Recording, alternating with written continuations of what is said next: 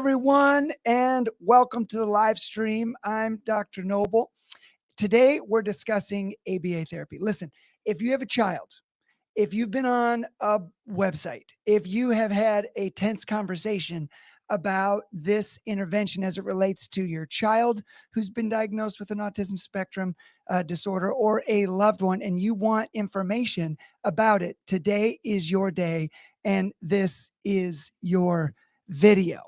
Welcome to Don't Say ABA, 12 Common Complaints. Today's guest is Dr. Sarah Jeglum, PhD, LP, BCBA-D, licensed psychologist, licensed health service provider, and board certified behavior analyst. Welcome to the stage, Dr. Sarah Jeglum.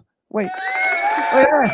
You hear the applause? Yes, I do. Thank you so much for that warm welcome, Dr. Noble.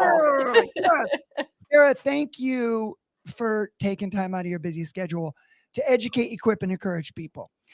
Before we get into this, because we got a lot of stuff to talk about, can you give folks a brief overview? Like, who are you? Why are you an expert? Because you are. Tell us a little bit about you. Thank you so much. So my background is in both psychology and applied behavior analysis. So actually, my PhD is in school psychology. I was trained as a school psychologist with an emphasis in applied behavior analysis. I did my internship and postdoctoral fellowship at Kennedy Krieger Institute at Johns Hopkins University in Baltimore. And that's where I did a lot of work in applied behavior analysis, specifically focused in the assessment and treatment of challenging behavior, very challenging behavior, which, you know, with ABA, there are two kind of factions. There's the early skill acquisition piece of it, and then severe and challenging behavior is kind of how I think about those. Okay, very good. And you are currently working here with us in the Developmental Center in Des Moines. I am. Yes. Okay. I'm currently at the Developmental Center on the psychology side, performing autism spectrum disorder diagnostic evaluations, as well as other things. I love it. I love it. Okay, so just a brief overview for anyone who's tuning in or watching on the upload, because this will be uploaded later. If you have questions or comments, this is your chance. Okay. If you put up comments, I'll be able to see them. I'll bring them onto the screen so we can look at them and talk about them together. So get your questions answered. Or if you missed this and you're doing it on the upload, put them in the comments of that, and we'll do our best to address those at a later date. That being said, let's get into some questions. All right, let me get it out here. Here we go. Okay, so just again, so people understand, like how I got to these questions was I went through the internets. Okay, I went through blogs, I read different things, I watched videos to try and get a sense as to why people see ABA maybe in a negative light, and some of the reasons why they would perceive it that way. Okay, and I think there's lots of things to discuss. And so these are 12 things that I put together based on those concepts that I had observed, so that we can hit those and try and hopefully explain things, remove barriers, or just poke holes, or try and clarify as much as we can. So that's where these questions come from. Question number one, concept number one, Dr. Jeglum, is that there's a lot of people who believe that ABA therapy, and you know what, real quick, what does ABA therapy stand for? Applied behavior analysis. Okay. All right. Just because again, like just absolutely. In case anybody doesn't know, it's people believe that when you have a child who's been diagnosed with an autism spectrum disorder, it's very common for somebody like myself or you or others to say, consider ABA therapy as an option. And then people will go on the internet and read, and they'll learn, and they'll say, wait a minute. ABA is all about punishments and bribes. It's all about punishments and bribes. Yeah. So basically, a few different things here. So first of all, ABA, applied behavior analysis, is premised on what's called operant learning, or kind of like that conditioning. So if you think about B.F. Skinner and the pigeons and all of those sorts of things, if you've ever heard of him. Yeah. Basically, when we think about behavior in applied behavior analysis terms, we think about it in terms of punishment, or things that decrease likelihood of behavior, and reinforcement, or things that increase likelihood of behavior. So there's that piece of it. But I think what people who misunderstand this are trying to emphasize is that in ABA, there's this sort of focus on things that decrease behavior and things that may be perceived as, unfortunately, abuse. I don't want to discount at all those people's experiences, but ethically speaking, behavior analysts are required to focus on reinforcement-based strategies first. So looking at things like, okay, what would motivate this person to do the things that they need to do? Things like eating or toileting or any number of things, being functional at school, any one of those things. And again, speaking generally and broadly. I'll pause here for a second because I have a whole nother thought on this related to the bribery piece.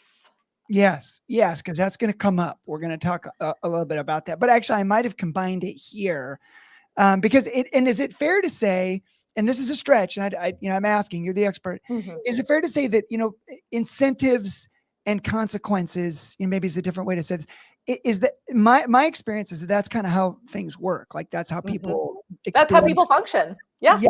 That is how people function. Right. Absolutely. So in essence, what you're saying is like ABA therapy, even though, let me just go back to the slide, it's all about punishments and bribes. Maybe one way to think about this is, well, maybe we could say it is incentives and consequences, but then also understanding that that's really how we as people, is it fair to say that's how we learn to do things and experience? That is how we learn to do things and experience things. So think about, when you first touch this hot stove and you're like, oh my gosh, it's hot. That's punishment right there. That's, that's a natural consequence to trying things out. On the other side, in terms of the bribery piece, it's important to distinguish between reinforcement, which increases behavior, and bribery. So what's the difference? Yes. So reinforcement is all about providing an expectation prior to the expected behavior. So, okay, the expectation is once we do our homework, then you get to watch TV. That's the expectation before the homework even starts. Seemed reasonable. Got it. Bribery is, okay, we start homework. Okay, it's homework time. Kid starts to refuse to do it. Okay, if you do your homework, then you can watch TV. You've changed the expectation because of because of that refusal. That's bribery, in that the expectation has changed as a result of that person's behavior, not before. Okay, so it'd be like if I say to my employer, I say, listen, I don't really want to work today. And then they would say, you know what? Here's what you work today and we will pay you on Friday. So essentially what you're saying is the carrot gets dangled after the oppositional behavior presents. That's exactly what bribery is. Yes. Absolutely. That's what bribery is. It's saying, well, if you're going to push the brakes on this, now I'm going to tell you why it's worth your time. Whereas you're saying, a better way to think about it would be, here's what's in it for you from the start. Correct. Absolutely. Okay. And that's how we all operate too. That is how we operate. So, when you sign up for this job, you signed your name on the dotted line and said, I'm going to get a paycheck every 2 weeks. Yes. And so I'm going to perform this job and get a paycheck. Same thing. Yes. That's reinforcement. Okay. I got you. Okay. Let's look at another one. Okay. You know what? Let me make sure I'm on it. Yep. ABA. Now, again, this is another common belief, as I was able to discern it, not only from patients and families who struggle with the concept, but also from what I've seen on the internet. ABA only focuses on what people should stop doing. Tell us a little bit about that.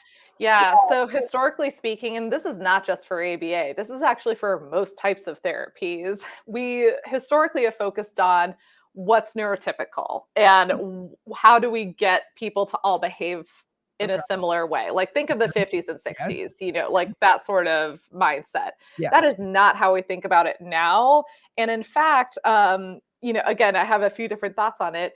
It's not just about things that they need to learn. So, needing to learn the skills to do well in school, things like, okay, I know that when the whistle blows, I have to walk inside, not run into the street. Okay. Like, I need to sit at my desk so that I can learn and pay attention and do all those things. How that actually looks may be different, of course. There's a lot of kids who require that mobility. They have a bouncy ball, whatever. I digress. But then in terms of focusing on what to stop, I could care less whether a child is able to make eye contact with me or Okay. whether they are engaging in stereotypical behavior, things like arm flapping, anything that helps you, I am all for. What what I want to prevent is things that might be injurious, things that might impair in some way. Mm. So I used to, in my internship and postdoc, I worked with a lot of individuals who exhibited life-threatening Ah, problem behavior, things like self-injurious behavior, head banging, yep. anything that's head directed, or Mhm. severe aggression that resulted in injury to others. Those are the types of things that we do need to stop or minimize for safety purposes. Mm. But it is by no means focused on what to stop. And in fact, in ABA, we often talk about what to do rather than what not to do. Walking instead of running, instead of don't run, Ah, those sorts of okay. things. Okay, so you offer maybe a more viable and sustainable strategy, or almost as a replacement. Like, no. In this situation, it's Exactly. another option. Let's do this And rather then than stop running. It's let's start walking. Let's do Yep, that. exactly. And in fact, we focus specifically on identifying appropriate replacement behaviors. That's another part of the BCBA, which is a board certified behavior analyst. Mhm. That's part of their code. To be an ethical behavior analyst, we need to be focused on an appropriate alternative behavior that is agreed upon by the care team, the person themselves, their Ah, caregivers, if those okay. are involved, all those sorts of things. Because those are Teachers. things that pop up as well, is that it's Mhm. more therapist driven and it's not necessarily child driven. And so almost like Correct. a fiduciary from a behavioral standpoint, meaning like, Right. I'm just going to give you the best advice based on what we've mutually agreed upon and Mhm. based on the strengths of the child and Mhm. the predetermined strategies, skills, and goals that we've set. So ABA is not something that happens to you. Correct. It's something that we do in partnership together Absolutely. on a journey. Okay. All right. All right. How about this one, Dr. Jeglum?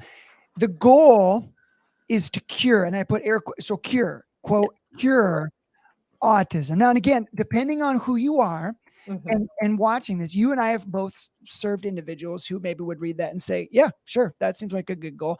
Right. But we share it in this context because people have a concern that ABA therapy may be trying to change Right. who the child is, and as we talked about, an identity first person. So Mhm. a person who's autistic, Mhm. um, and very much identifies as such. Mhm. And then the concern is, ABA is trying to change that. Tell me a little bit about that. Yeah, that's absolutely not the case at all. In ABA, we focus again on what that person, what that individual needs to be successful. Mhm. We provide, and I know we're not talking about diagnostics, but a diagnosis of autism is provided when there's something we need to be working towards. There's no, like the Ooh, label in and of itself yep. should be serving some sort of purpose. And so that Ooh, purpose, yeah. I'm going to take that snippet right there and I'm going to blast that on the internet. So essentially what you're saying is the diagnosis and the term I use in the clinic is, listen, the diagnosis is like a key that unlocks a door. Like, is that a Right. door that you need to go through? Is there Yeah, something on the other side of that door that's useful to you, accessible to you? exactly. Okay. So, Yes. okay. So again, bringing it back to the case in point, ABA is not meant to cure autism. Yeah. It is meant to provide the skills and support that person needs to function, whether that means looking at symptoms that may be associated with autism spectrum disorder or not. So a lot of the times, kids are coming through the door with that, aggression, self-injury, disruptive behavior. Those are not part of the spectrum. Those are not symptoms of autism, but they do occur more often in autism spectrum disorder because of a whole host of other things. Okay. Okay. Okay. Very good. Okay. How about this one, boss? It's too time consuming. I mean, some of these will go I together. don't disagree. No, we got okay, because okay, so give us from your perspective. The little bit that I know is that more is. I mean, I think my understanding is from the data from the literature, more is better. Mhm. To an, Yes, and I'm sure, I don't know more if there's is a top, better. Yeah, I don't know if yep. there's a top end to it. But more is better. But tell us a little bit about the intensity of this therapy. And then It is very time intensive, depending on what the referral reason is. So what the referral concerns are often dictates how much time is given in ABA therapy. And depending on kind of like the levels of support that person is needing, it certainly could change. But sometimes it can be as much as, 30, 40 hours a week. Right. That's divided into 8-hour days or 5-hour days. Yes. But you're hitting the nail on the head that often more is better, especially at earlier ages. Yep. And think about things like school. Also time intensive, but we need it to learn what we need to do to be successful in our lives and reach our full potential. That's kind of the story with ABA, which of course is not school, but the time commitment of it can often appear as such. Does that make sense? Yes. Let me show you this question. Thank you, Noah, for your question. Just going to read. I've spoken to parents who think that they can achieve the same behavioral goals. This is a great question. This is a great question. By doing only speech and occupational therapy. Okay. And to be fair, those services typically are more accessible, right? Yes. As an ABA advocate, how do you differentiate ABA and its unique supports? What a great question, Noah. That's such a great question. Thank you, Noah, for that. So in essence, basically none of these are in silos, and really, ideally speaking, speech therapists, occupational therapists, and BCBAs, or again, those board certified behavior analysts who are the therapists in ABA therapy, those three would collaborate and coordinate with each other in my ideal world. Because obviously, each one of these professions has a very important role in treating what's going on. A child who is non-vocal or, not imitating any speech yet, how can we best support them? What's the best modality for them to communicate in? If they have significant, sensory needs or fine motor needs, those sorts of things, of course, we would want the OT, the occupational therapist's input on those things. To parents who think they can achieve the same behavioral goals, really, again, it's about the dosage or how often you're seeing that service. Often speech and occupational therapies are able to provide once, maybe maximum twice a week services. Whereas with ABA, often you're seeing the same ABA therapist multiple days a week, sometimes up to those 5 days a week. And that repetition is where that learning happens. That is how you're able to reach those goals and not regress, because often, and again, I'm speaking a lot about this. This is, again, such a great question. Often kids who have any sort of executive functioning difficulties, whether that's, autism or ADHD or any number of things that make it difficult for us to retain information, we need repetition, and we need it at a time intensive level. And so I think dosage, how we describe how often we're being seen at a therapist's office, that I think is where speech and occupational therapy would need some additional assistance from the ABA provider, or vice versa. Again, depending on what that child is coming to the table with. If speech is the primary goal, go all in on speech. If it's, skill acquisition, behavior, functional skills, go all in on ABA. If it's sensory, go all in on OT. There's, again, obviously this isn't, we're not your doctors, obviously, but that's often a piece of advice that I give to families that I work with. Yeah, and common for me to make those referrals simultaneously. Speech. Absolutely. Example. Absolutely. Deal with adaptive skills, sensory difficulties, lack of coordination, certainly speech to work on functional communication, things like that. And I see a lot of ABA groups. I air quote a lot, but I see a lot of co-treatment like within the same facility. Do you see that? I love that. Yeah, yes, absolutely. I think that feels like that would be an ideal goal. That would be an ideal goal, absolutely, to coordinate together. So in summary, because I think that, again, this is so important, an ABA provider would help kind of address some of the behavioral blocks or issues that are maybe blocking an individual from making progress. Occupational will be doing the occupational piece, speech will be working on the communication piece. And then that synergy would be maybe an ideal. That certainly would be ideal. Absolutely. Just to be able to focus on all of these goals at the same time. Yeah. All right. Okay. Too slow. Again, I don't necessarily disagree. Get fix stuff now. Okay. That's the thing. I wish we all had a magic pill that we could use to fix everything that is a problem in our lives. But of course, that's not the case. How long? Like, how long could you? That's a loaded question because I know it varies. Yeah, but it does vary. do you have any?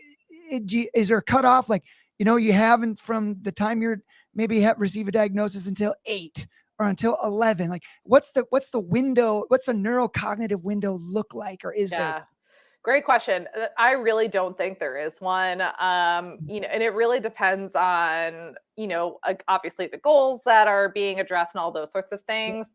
Sometimes it's, a couple of years, sometimes it's a couple months, sometimes it's, like until they age out of the clinic. It really does vary widely. And I think, what's important there is making decisions on how much longer to go based on the progress towards that goal. Just like you would in an IEP, an individualized education plan, you monitor that every 3 years, and do you have to change the goals or all of that sort of stuff, where you do the full reevaluation every 3 years. Similarly, you would meet with your ABA provider periodically, much more frequently. I mean, sometimes that they have a parent meeting once a week is a common one, just to see, like, okay, on a week-to-week basis, how are we doing? What are our long-term goals? How long will that take? All of that sort of thing. Okay, I got you. So it's hard to nail it down, but it's no news to you that it takes time. It does take time, and there's so much research out there looking at, okay, how can we abbreviate this more to have the same effect? So like, how can we make this more effective in a briefer period of time? And we really don't know. There are some things that we are able to kind of do to speed things up, which are, so I'm thinking of one particular one where we basically kind of test for like, okay, are we meeting our goal yet? And we do that more often than maybe previously we did, but it doesn't necessarily save you a whole lot of time in the grand scheme of things. But again, it's a very individual specific sort of thing, but it does take time, just like anything related to learning and retaining that learning. Yep. Okay. It's too expensive.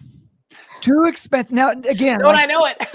Like you and I are not going to, necessarily fix this problem, but I mean, it's fair to say if you've got that much hands-on direct care and intervention, it's going to be inexpensive now. But, and I know we talked a little bit about this prior. My understanding is, at least in the state of Iowa, and I'm sure it may be similar around the country, insurance companies, based on the type of plan that individuals have access to, there's been some legislative efforts as of 2017 in the state of Iowa that says, what, if you're a group plan, based in the state of Iowa, I'm summarizing, up to $36,000 a year is what's going to be allocated from insurance plans at a minimum towards coverage ABA, and that certainly opened the door. But so my experience has been the ABA in the past has been more difficult to get covered, but now things have changed. Things have changed. It's become easier if there is an autism diagnosis to get coverage for applied behavior analysis services. That being said, we still have a long way to go, of course, because it is expensive, unfortunately, because we're talking about multiple staff, multiple days, multiple hours. There's a lot of layers there. And especially if you add behavior that requires multiple people to support. Now we're talking multiple staff for one time to handle things that are dangerous. So again, and of course, like the purpose is so that we can assess and treat things. Just like an allergy test, you wouldn't be able to understand what the allergy is unless you poke and prod and see what flares up. So that's, like, of course we minimize and maintain safety as much as possible. That being said, of course, coming back to how expensive it can be, like you can see how quickly, like if we're talking like matting and protective equipment for everyone and to be able to handle that level. But we have a long way to go. Okay. All right. Well, here's the problem. Robots. There, Dr. Jeglum. And again, I'm not, listen, I want to be clear. I don't want my personality to be offensive. Like, I'm not trying to. Oh, no, I know. People, and again, like, I'm not poking fun at it. I think this is a Oh, yeah. reasonable concern. It is reasonable. And I do think that it bears some discussion, right? I take my kid to it, and again, there's different models. I take my kid to a center or to a place, and in the movies, like Parenthood, a sitcom, the ABA provider is great. They come to the house. They're basically a part of the family. They're just working on all this stuff with everybody all the time. But in my experience, folks are doing the best they can. And, your child goes to a place and they receive some interventions and things. And then the question is, well, but does this work at Costco though? Like, exactly. Is it going to work during the 4th of July celebration? So from your perspective, tell me a little bit about what your thoughts on that are. Generalization is a hot topic right now in applied behavior analysis. And it's really all about how can we generalize this to multiple different people in multiple different settings. There's a lot of research out there focused on, okay, we got this together in clinic. Now let's get it together at Costco. Now let's get it together at the park. Let's see how it's working out at all of these different places so that we're able to demonstrate efficacy, that effectiveness across multiple settings. So generalization is one of the most important things in applied behavior analysis. And in fact, it has been a very important pillar since the beginning. There's actually a really great 1968 article about the 7 dimensions of applied behavior analysis. And one of them is generalizability of those results. Okay. But to the robot piece of it, because I think that touches on something a little bit different too, which is the treatment focuses on, again, coming back to something that is perceived as neurotypical, something that is, like we're just robots and, like all we act the same way. And that is absolutely not the case when it comes to coming up with goals. It's all about what is socially relevant, what is an acceptable, feasible goal for this individual, for this family, for this team. I like that because it in essence, this criticism, and again, I'm not bemoaning or belittling the criticism. Oh yeah, no, I love it. Essentially, what it is, the presupposition here is that there is a certain set of characteristics, robotic characteristics that are agreed upon, A, and B, are thrust towards by ABA providers. And you did a masterful job there of saying, look, that's not really what you said this is about the individual. This is about what is viable and reasonable for the individual. Okay. Absolutely. Okay, you're going to love this one. Now, listen, I'm going to criticize you because you're a PhD and I don't think you know about this. I'm joking. I didn't know that. Okay. I'm just kidding. I have read the blogs. Okay. And again, if you're on the other side of this, I respect you. I care about you. That's why we're doing this. But I want Dr. Jeglum to tell me a little bit about the data and the evidence to back up this intervention. There is a lot of data to back up that this is a scientifically sound intervention. And in fact, there's so much of it that there's dozens of peer-reviewed scientific journals that publish applied behavior analysis, therapy, treatment, assessment, treatment, and all of the things that are associated with that in a lot of different ways. So obviously, when it comes to scientific support, there's a lot of different ways that you can look at scientific support, whether you're looking at a randomized control trial, whether you're looking at surveys and how often are you seeing something. There's or like progress. So, like, are we looking at, using an instrument to monitor symptom progress over time? There's so many things that you can look at in relation to this. And I would say the thousands upon thousands of peer-reviewed journal publications that have come out in relation to applied behavior analysis speak differently to the scientific support. And in terms of those that say there's no scientific support, I would actually welcome, people to send those to look at further to see, like, okay, what was the measurement like? What exactly, Okay. how do we arrive to this Yes. conclusion? Because I don't want to be the Yes. one to say, like, no, that's not right. Because Right, of yes. course, like, I have Yes. a PhD in this. Like, I, of course, am going Yeah. to say there's scientific support. Yeah. My father was an avid reader, and whenever we go to the grocery store in Northwest Iowa, he would always buy the National Enquirer. And Yes. okay, so my point is this, not that it's not a great periodical. It's fantastic.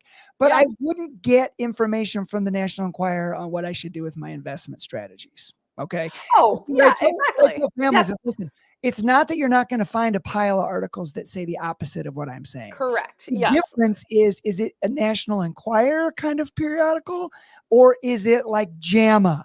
Like, so impact Right. factor, that's probably another discussion. But my point is, what you're saying, and I agree with this. I want to make sure I understand it, is Uh-huh. you're talking about journals that have an impact on the field, are Correct. evidence-based best practice, are peer reviewed Mm-hmm. rigorously and Yeah. stand the test of time, rather than the Saskatchewan Journal of ABA, how terrible ABA is, right? Right. No, exactly right. Yes. And, when it comes to scientific support, it's the fact that we're seeing similar, very impactful results Yeah, over time right. across multiple people and Yep, populations, yeah, not just autism, yep, I a got you. lot of different, like, that's where the Yeah, scientific support is. because that's the next thing is that, hey, look, Yes. See? great, but it's only good for autism. Like, what? It has no other purpose.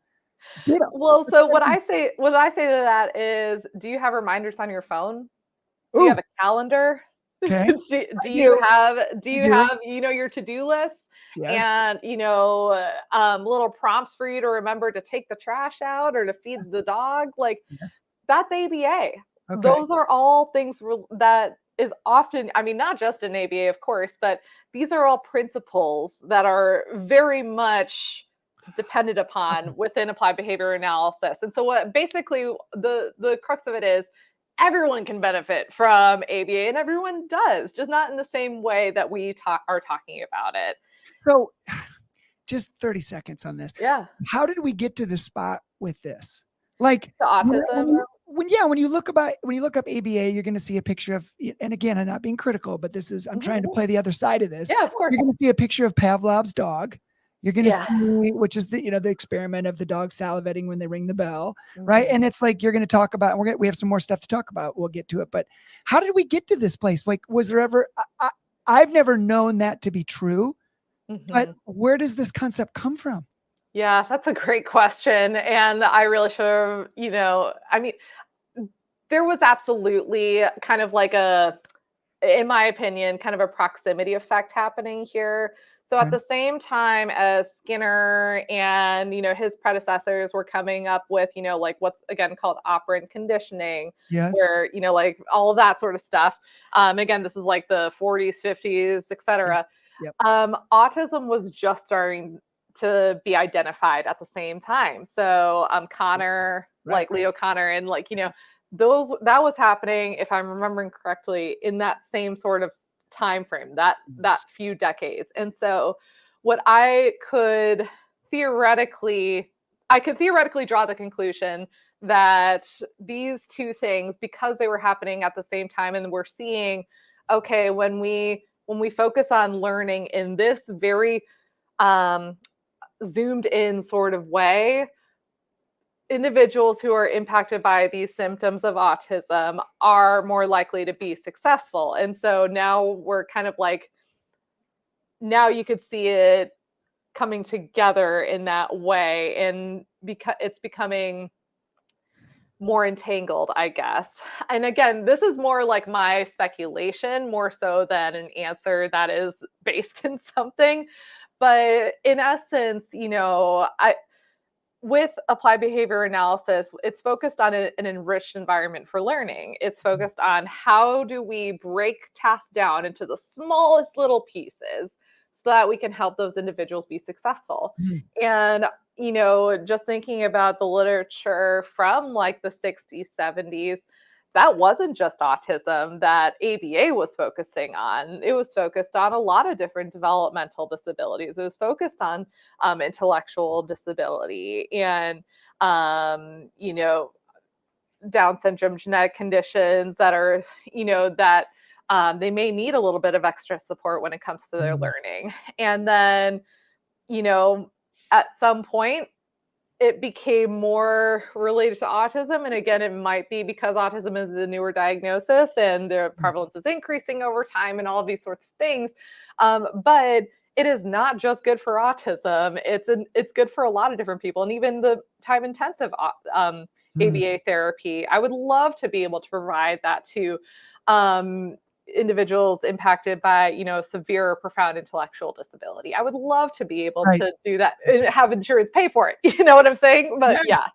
Yes. There's many behaviors that could benefit, or many strategies or struggles that could benefit from this type absolutely. of Yeah, absolutely. Not child-led, though. Not child-led. Disagree. You touched on this. You touched on this earlier. Yeah.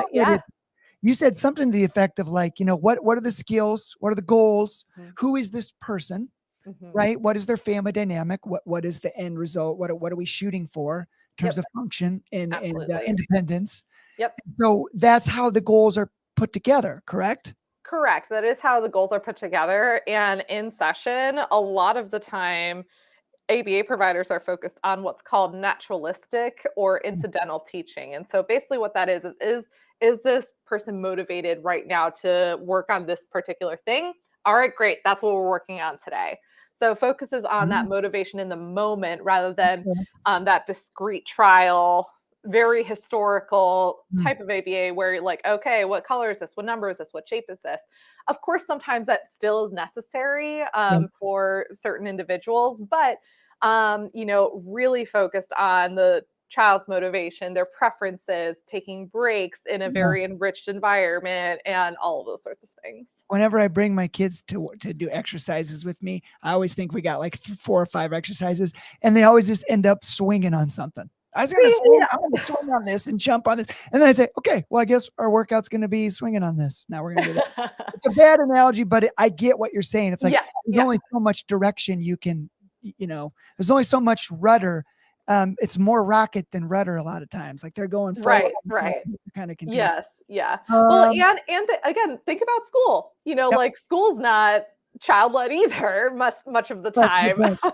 That's right. And again, I try not to draw too many parallels between ABA and school because again, ABA is not school, but it is focused on the skills that you need to be learning appropriately, not just in school, but in the community. You bring up a good point. Like you got to zoom out a little bit. I think we might be a little myopic on this and really nitpicky. Right. Like, do you get paid every 2 weeks? Right. Yes. Yeah. That's when people always say, like, you know, I really don't want my child to be extrinsically motivated, like always needing reward to get, you know, but we're all extrinsically motivated. Like, I mean, again, I'm not. You get money? I am very extrinsically. If I can stop getting paid, I don't work for suckers and stickers. Right. Yeah, exactly. People like it, but here's the problem, though, and this is, this is a good one. This was it is a good. Right. The ABA teaches children to hide pain. And let me explain it. Because my understanding of this argument is that, you know, and I'm an air quote now, but forcing or directing a child, almost like putting a shoe on that doesn't fit your foot and making it fit, like, you know, forcing eye contact, forcing transitions, right? It's kind of built on things that you've already kind of discussed. Right. The argument here is that that's painful. That's painful for a child who who's autistic or who's been diagnosed with an autism spectrum disorder. How would you explain that, or did I miss anything? No, you didn't miss. I like the analogy that, you know, you're putting on a shoe that doesn't fit. And again, you know, from the beginning, we're focusing on goals that are relevant to that individual. What do they want to work on? What does the family, if the family cares for that child, wants to work on? So that's first. The second piece is, you know, we're not forcing eye contact. Maybe what we're hoping, you know, we're paying attention, you know, in order to follow directions such as we're going to hold hands so that we're not running into the street, you know, those sorts of things. I like it. But then I just had another thought here. but things like, it being painful, we all have to do things that are somewhat painful. So we all have to, stop stop Yeah. watching TV so that we can get up and clean the house, or, do transitions that, we don't like, or things that, like, like I'm just cringing that I really don't want to do this. We all have to do those things. And it is important for people to be able to do that. I'm not saying that we should, I'm not saying that we should focus on things that make that person appear neurotypical, because that's not the type of pain that I'm talking about. Right. I'm talking about things that functionally we need to be able to do in order to live, in order to, Yeah. be a part of society in the way that we want to be a part of society. I see. So you're saying essentially we're not trying to fit you into a shoe that doesn't fit in terms of cultural norms and Yeah. what works for you. But we're also not saying that, look, in order to get stronger, you have to break down muscle and that hurts. Like Yes, that's exactly what it is. you Yep. have to Yep. put muscle Yep. in, because we want to raise people. We want to see people grow to a level of independence, and that requires a level of grit and fortitude that That's we exactly right. you don't Yep. get past. Yeah. Okay. All right. Couldn't say it better. But All right. yeah. Okay. Yep. Here's an important concept. Okay.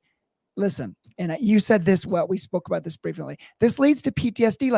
Okay, Mm-hmm. I want to clarify this. My sense is that, the individuals that you and I endeavor to serve, I mean, I can't speak entirely for your clinical practice, but Mm-hmm. the work that I do is primarily, and there's a whole different discussion about the levels of individuals who are autistic or diagnosed with autism. The most of the individuals that I would serve are going to require a very, very high level of support in the community. Absolutely. Would traditionally be understood as a level 3. Individuals, my understanding is since maybe 2007, right in there, autism as a diagnosis and autistic as an identity started to kind of bifurcate a little bit. Yes. And Yes. the individuals from an identity first language, which is fantastic, live your life, love it. Yeah. But Yeah. the question is, from that group, there became real criticism about, like, look, these strategies gave me personally PTSD, or I think they could lead other people to experience PTSD. Tell me a little bit about your perception of that. Yeah, so I certainly am not going to tell someone what their experiences were or are. Like if they have experienced some trauma, unfortunately, as a result of a therapy that they underwent, whether it was ABA or not, because it's not just ABA who's experiencing kind of this shift in, identity. I think about other types of psychological therapies, and those are like exposure therapies and all of that. Like with anxiety and sort of thing, which again is the most evidence-based practice. I hadn't thought of that. That's a good point. Yeah. But basically, like I'm not here to tell you that, that your experience is invalid. That is the farthest Yes. that is the opposite of what I'm saying. Agreed. Every person, every autistic individual's experience is valid. And, I think when it comes to ABA as a field, we have grown a lot, just like all fields have. Think of medicine and, and psychology and speech and OT. All these fields have had a history in which at the beginning, things probably weren't done the way they are now. We all should be growing. We all should be changing. Yes. And so I think what's important is that we are adapting as a field, and we are moving away from, again, focusing on neurotypical goals or focusing on, things that are not relevant to that person. And again, historically, it's been the case that we focused on whatever socially relevant goal. That being said, regardless of profession, there always has been and always will be good providers and bad providers. And I think we, as providers ourselves, should allow a space for people to talk about their experiences, and then we help guide them in whatever direction makes sense for them, and to be able to talk through, okay, maybe this isn't a good fit for you, and you have a choice here. You have a choice to do this or not. I like how you say it. I would say the most of the criticism that I receive on doing these types of platforms and kind of putting information out there is that, you know, people will take their experience, which is fantastic. I'm not Mhm, debating your experience, but then they paint with a broad brush and say, mhm. we shouldn't discuss it at this particular situation or this particular diagnosis or this particular behavior as Right. problematic because Mhm. that is who they are as a person. And I'd say, okay, well, I love that you see it that way. And I love it. But I don't know that all the people that I serve would necessarily see it that way. And Right, I'm not, I'm exactly. not, I'm not negating your experience, but I think it's an important point to make that Mhm. your experience is not everybody's experience. Let's Exactly, have yours, exactly. and then let's have these people over here have theirs. And I'm just in the middle trying to help everybody the best Right. I can. Yep, exactly. Sarah, this has been fantastic. I So want much to talk to you fun. for 6 hours, but we can't. But thank you for taking time out of your lunch. You didn't even eat. You just got this information, and I we're all better for it. Okay. The internets are better for it. Thank you for what you do. thank you so I'm much gonna, for what you do. I'm going to conclude our stream right now. If you have questions or concerns, put them in the comments or the chat after, I should say the comments, and then I'll take a look on the upload. This will be uploaded to YouTube. Check out our other videos, check out our other playlists. Sarah Jeglum, thank you for being fantastic. Thank you Thank so you. much, Dr. Noble. All right. Take care, guys.